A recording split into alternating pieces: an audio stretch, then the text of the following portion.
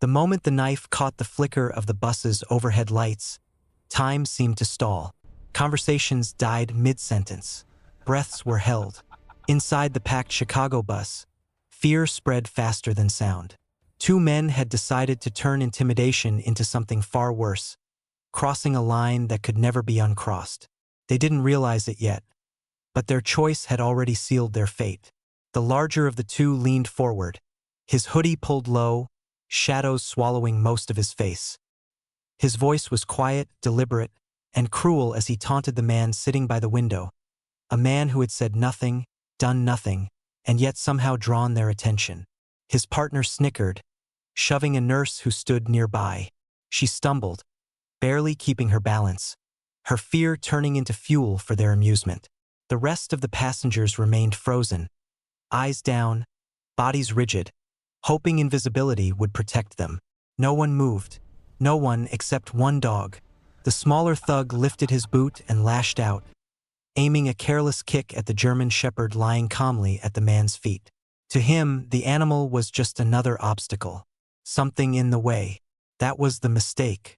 Before we continue, remember to like, share, and subscribe, and tell us where you're watching from. I love seeing how far these stories travel. Now back to the story.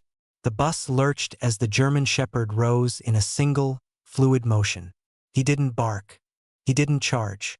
Instead, he turned his head and locked eyes with his handler, amber gaze sharp and steady, waiting, controlled, perfectly trained. Only then did the man lift his head.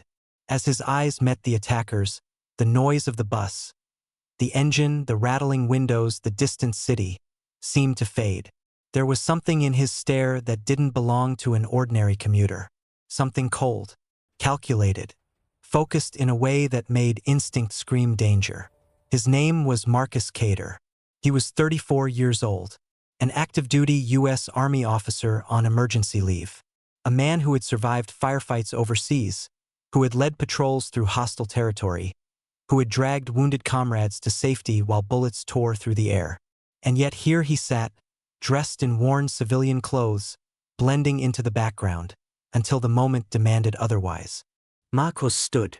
The faint scar along his jaw tightened as he moved, his posture shifting instantly from passive to controlled authority. He stepped between the attackers and the passengers without raising his voice, without posturing, without threats. Men like Marcus didn't rely on noise to command space. "Step back," he said quietly. His tone wasn't angry. It wasn't emotional. It was final. One hand rested lightly on the German Shepherd's collar, grounding the dog while every instinct in the animal strained for release. They were a team, each reading the other without words. The larger thug laughed and pushed the knife closer to Marcus's chest, convinced he had the upper hand.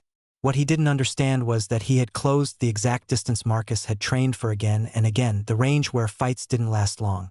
When the attack came, Marcus moved first. He twisted his wrist, redirecting the blade with precise efficiency, using the narrow aisle of the bus to his advantage. His body reacted faster than thought, faster than fear. Muscle memory took over. Training replaced hesitation.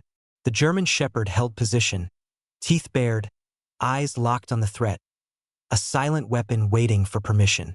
The second attacker panicked and tried to run, shoving passengers aside in his escape. Marcus intercepted him, hooked his arm, and drove him to the floor with controlled force. No unnecessary violence, just clean, efficient restraint.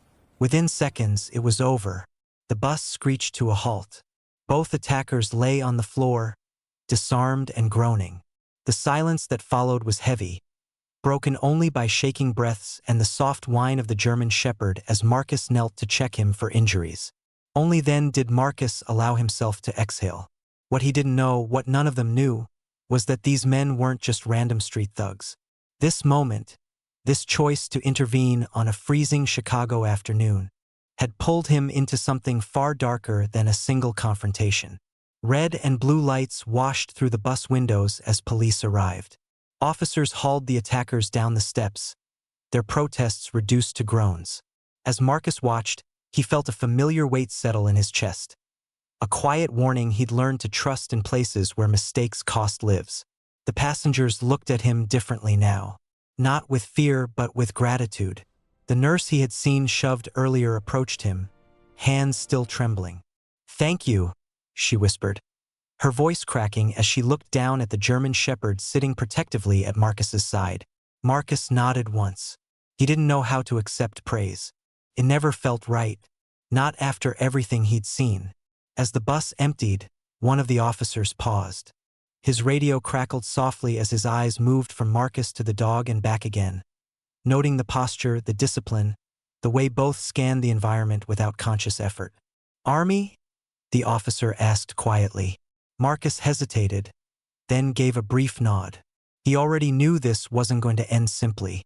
Minutes later, investigators arrived. Information started moving fast. The truth surfaced piece by piece.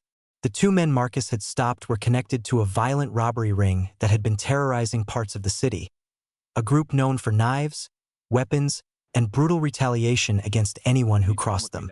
When Marcus's name entered the system, unseen alarms went off.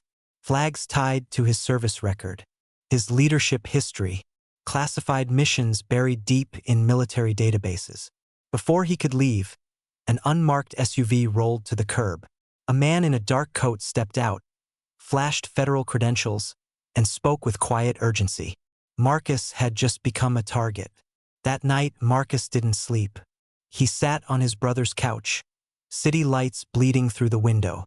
The German shepherd lay at his feet, ears twitching at every distant sound. Marcus couldn't forget the look in the attacker's eyes before they went down, the promise of revenge. Just before dawn, his phone vibrated. Unknown number. He answered immediately. "They know who you are," the voice said.